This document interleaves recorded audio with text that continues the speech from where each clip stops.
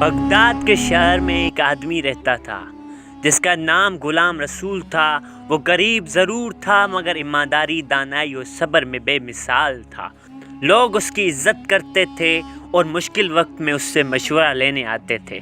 غلام رسول کا ایک ہی بیٹا تھا جس کا نام رضا تھا۔ رضا سادہ دل تھا، محنتی مگر دنیا کے قریب سے ناواقف نوجوان تھا۔ ایک شام رضا ہمت جمع کر کے اپنے باپ کے پاس آیا۔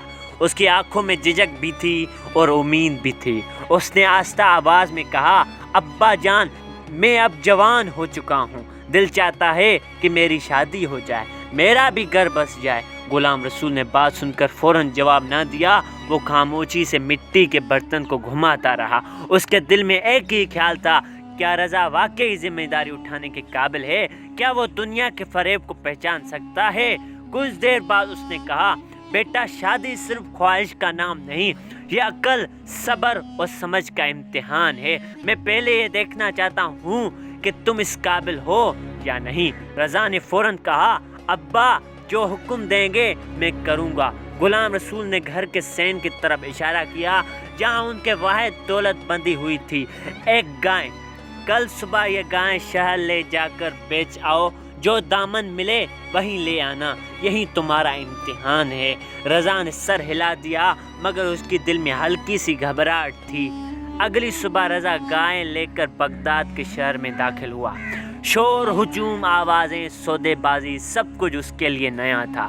وہ مویشی منڈی پہنچا تو 3 چالاک ٹھگ پہلے ہی نظریں گاڑے بیٹھے تھے۔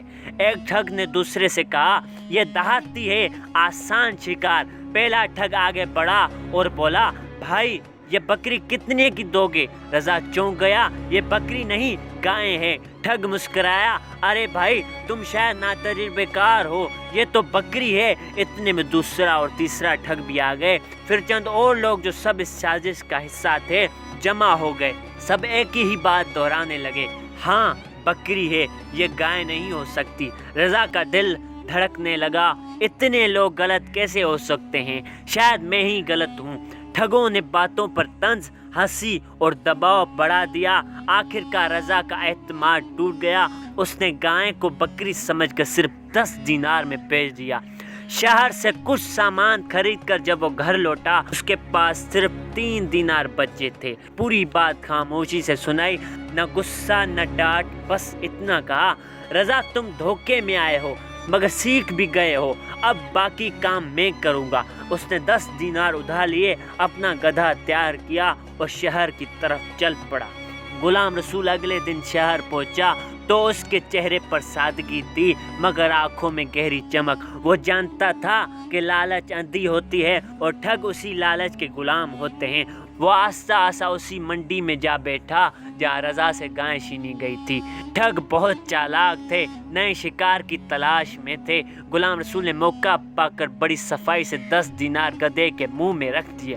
کچھ دیر بعد گدھے نے زور سے آواز نکالی، دینار زمین پر گر گئے۔ ٹھگ چونک گئے، یہ کیا؟ ایک نے جھک کر سکے اٹھائے۔ غلام رسول نے سادگی سے کہا، میرا گدھا ہے، کبھی کبھی ایسے ہی کرتا ہے۔ ٹھگوں نے دوبارہ آزمایا، گدھے کو ہلایا، آواز نکلوائی، پھر دینار۔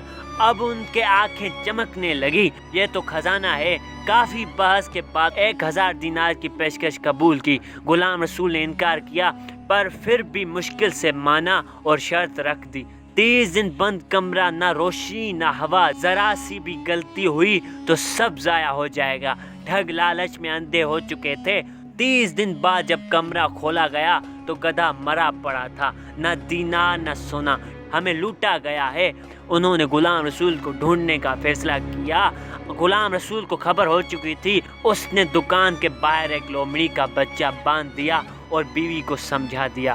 جب ٹھگ آئے تو لومڑی کو دیکھ کر رک گئے۔ غلام رسول نے مسکرا کر کہا، یہ پیغام لاتی ہے۔ اس نے لومڑی کو بیوی کے پاس بھیجا۔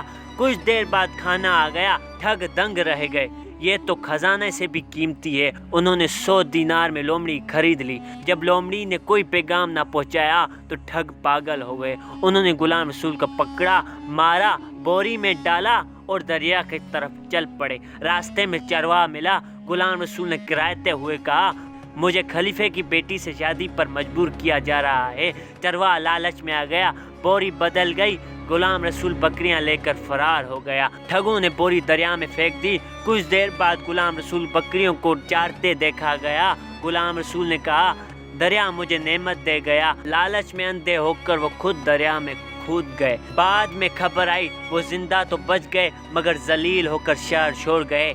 غلام رسول نے قرض چکایا، رضا کی شادی کی اور گھر میں خوشحالی آ گئی۔ کہانی سنانے والا کہتا ہے، جو عقل سے کام لیتا ہے وہ فریب سے بچ جاتا ہے اور جو لالچ کرتا ہے وہ آخر کار ڈوب جاتا ہے۔